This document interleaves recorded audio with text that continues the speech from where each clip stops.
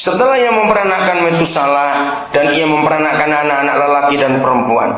Jadi Henokh mencapai umur 365 tahun. Dan Henokh diulangi lagi. Bagaimana dia? Hidup bergaul dengan Tuhan. Lalu ia tidak ada lagi, sebab ia telah diangkat oleh Tuhan. Saudara, inilah kerinduan kita. Ya, zaman itu orang umurnya sampai 900 tahunan. Kenapa? Karena belum ada polusi. Ya. Sebelum air bah zaman Nuh, umur manusia itu paling muda itu 600 tahun. Tapi setelah banjir besar, dunia berubah, umur manusia maksimal 120 tahun. Dan itu terjadi sampai hari ini. Secara ilmu pengetahuan ini bisa dibuktikan. Kalau saudara belajar ini kan menarik sekali. Saya aja saudara berpikir ringkas saja. Kenapa bedanya setelah banjir besar? Zaman Nuh itu ada banjir besar. Tuhan marah dan menghukum bumi. Maka turunlah air dari langit. Bukan hujan. Dari kitab Kejadian, Tuhan menciptakan langit dan bumi. Bumi itu nggak pernah ada hujan. Di atmosfer kita ada sebuah lapisan air. Nah, lapisan air itu yang membuat bumi ini beriklim tunggal, yaitu sejuk.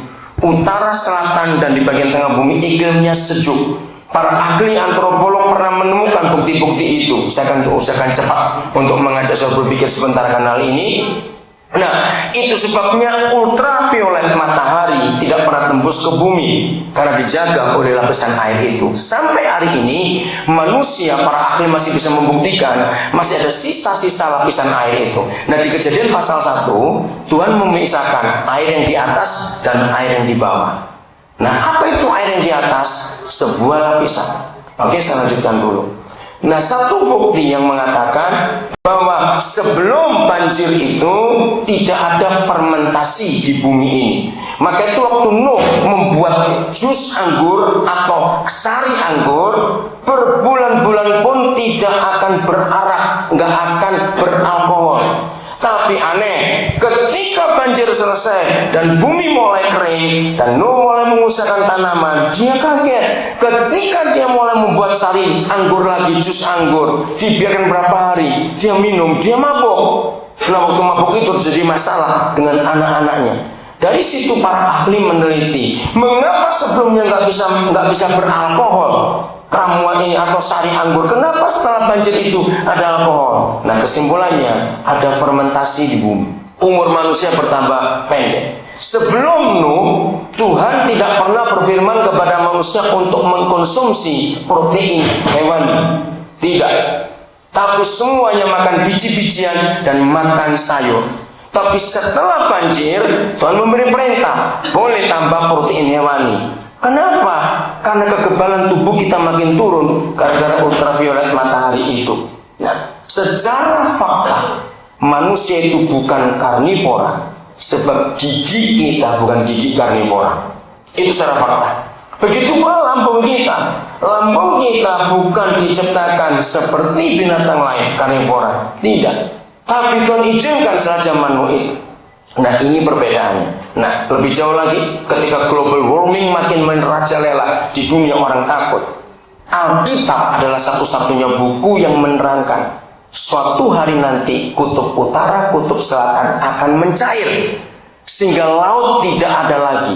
Nah, ini suatu diskusi hebat. Hanya Alkitab satu-satunya buku yang pernah menuliskan itu. Lalu kemana kalau mencair? Sebelum tanya kemana, pertanyaan berikut. Dari mana? Di laut yang luas asin ada bongkahan air tawar. Dari mana itu? Hanya Alkitab bisa menjawab. Seluruh air yang pernah ada di atas, yang ditumpahkan Tuhan ke bumi karena manusia bertambah jahat, maka banjirlah dunia ini. Lalu air tawar itu disimpan dulu oleh Tuhan di kutub selatan dan kutub utara. Tapi suatu hari nanti Alkitab kembali menubuatkan air itu, es itu akan mencair dan air akan kembali ke udara lagi dan kembalilah dunia seperti diciptakan pada awalnya. Hebat sekali. Maka itu ketika kita melihat Alkitab ini bukan cuma sebagai kitab suci agama Kristen, kalau saya pakai kata itu, ternyata dia sebagai buku pengetahuan yang bisa diandalkan. Ayub dan Yesaya adalah dua orang pertama di bumi ini yang pernah menyatakan bumi ini bulat. Jauh sebelum Galileo. Ayub dan Yesaya, ada ayatnya di situ. Orang pertama, Daud adalah orang pertama dalam Mazmur 46 yang mengetahui ada gunung-gunung di dalam laut. Belum ada oseanografi, apalagi oseanologi. Tapi dalam Mazmur Daud ditunjukkan ada gunung-gunung di dalam laut. Tak baru terbukti berapa ratus tahun yang lalu. Nah, ini sebagai contoh saja. Kita harus tahu bagaimana kitab suci kita bukan cuma buku agama, tapi buku yang hebat. Musa adalah orang satu-satunya 3.500 tahun yang lalu. Musa adalah orang yang menyatakan daging apa yang boleh dimakan, jenis ikan apa yang tidak boleh dimakan. Ada larangan. Waktu itu belum ada dunia kedokteran siapa sekarang. Dan tulisan Musa itu diteliti hari ini. Bagaimana orang ini bisa tahu yang daging ini tidak sehat, daging itu sehat dan sebagainya. Hebat sekali. Jadi inilah kitab suci kita. Oke, saya lanjutkan. Bagian ini penting. Ketika dunia kita makin sekuler, agama berbenturan dengan kebudayaan. Hari-hari ini kita lihat orang sibuk. Tadi pagi saya masih dengar berita. Orang sibuk, pemerintah, anggota DPR sibuk ngurus rencana undang-undang pornografi. Debat sampai nggak habis-habis. Nah, saya bisa menjawab, manusia itu tidak bisa diatur dengan peraturan. Peraturan boleh dibuat. Alkitab berkata, makin banyak peraturan dibuat, makin banyak yang melanggar. Setuju nggak kalau katakan itu?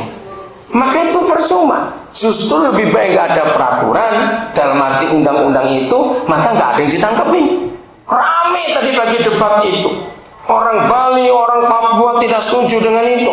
Nah, karena kalau sampai pakai undang-undang pornografi, kami di Papua celaka. Karena masih banyak orang koteka kriminal semua itu jadi. Lalu Bali akan hancur turisnya. Karena turis nggak boleh sebebas-bebasnya, hanya pakai celana pendek atau celana renang di pantai. Nah, ini kan lucu. Sama saya berkata, sepertinya anggota DPR ini kurang kerjaan aja, nggak ngurus orang-orang susah. Ini 2 hari ini Jakarta gempar. Ngikuti berita nggak? Ternyata sudah berbulan-bulan, mungkin tahun nggak ketahui. Di Jakarta itu dijual daging-daging dari sampah. Sisa-sisa hotel, restoran dikumpulkan. Dari semalam tadi pagi saya dengar berita, baru tahu juga. Dijual umum. Jadi mereka lari ke tempat pembuangan akhir, mereka ambil tulang-tulang, sisa-sisa makanan di hotel, dipotong-potong, diolah. Wih, ngeri sekali. Kenapa itu yang gak diurus? Menyedihkan keadaan bangsa kita ini. Oke, saya lanjutkan. Nah, jadi ketika orang sibuk dengan agama, maka benturannya adalah dengan budaya. Saya ajak saudara berpikir begini. Kalau begitu, apa urusan kita dengan Tuhan sekarang ini? Orang makin sekuler, orang berkata, nggak ada Tuhan, nggak perlu Tuhan. Baik, saya setuju kalau mereka berkata gitu. Tapi saya mau buktikan satu hal. Saya tanya kepada saudara, mengapa kalau semua orang, siapapun orangnya, dan itu satu hukum, menghitung budget, menghitung anggaran, nomor terakhir sebelum total atau jumlah, siapa ingat, dimasukkan satu hitungan yang tidak boleh tidak. Seteliti-telitinya orang membuat anggaran, sehebat-hebatnya uang yang dimiliki oleh lembaga itu, tapi begitu menghitung budget, nomor terakhir sebelum jumlah bunyinya apa? Dan lain-lain. Bukan. Betul. Yang apa itu? Biaya tak terduga.